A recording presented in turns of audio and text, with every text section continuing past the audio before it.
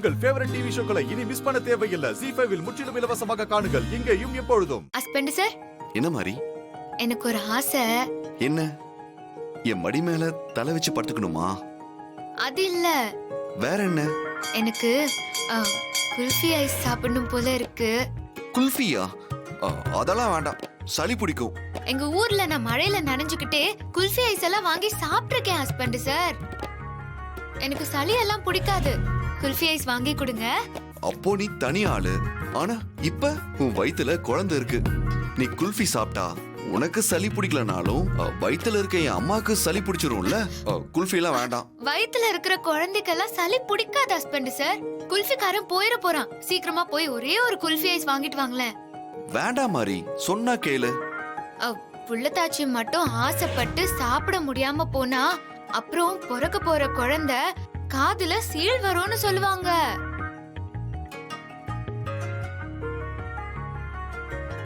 குட்டி தேவி அம்மா காதுல சீழ் வந்தா பரவாயில்லையா? உண்மையாவா சொல்ற? ஆமா ஹஸ்பண்ட் சார்.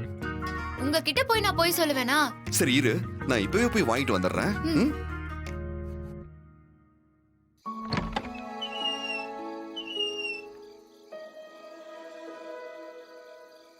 யாருமே இல்ல.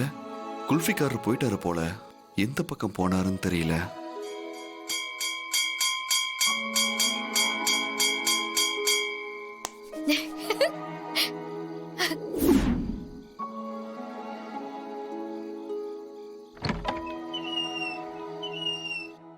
மாரி, குல்ஃபி வந்தாச்சு. குல்ஃபி வாங்கிட்டு வரதுக்கு இவ்ளோ நேரமா ஹஸ்பண்ட் சார்? கொடுங்க. மாரி, நான் போறதுக்குள்ள குல்ஃபிக்காரர் 4 தெரு தள்ளி போயிட்டாரு. விரட்டி புடிச்சு வாங்கிட்டு வந்தேன்.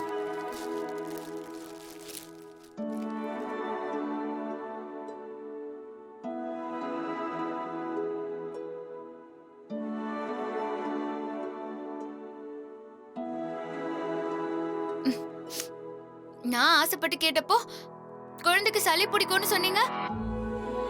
குட்டி தேவி அம்மா காதுல சீல் வரும்னு சொன்னதும் ஓடி போய் குல்ஃபி வாங்கிட்டு வந்துட்டீங்க.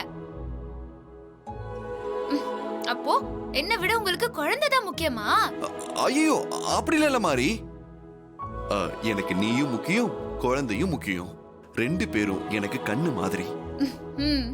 சரி சரி, பதட்டெல்லாம் படாதீங்க. நான் சும்மா வேடிக்கைக்காக கேட்டேன். அம்மா, உங்களுக்கு ஒண்ணு வாங்கிட்டு வந்திருக்கலாம்ல. உங்களை பார்க்க வச்சு சாப்பிட்டேனா எனக்கு வயிறு வலிக்காதா? ஒரே குல்ஃபியை 2 பேர் சாப்பிட்டா வயிறு வலிக்காத.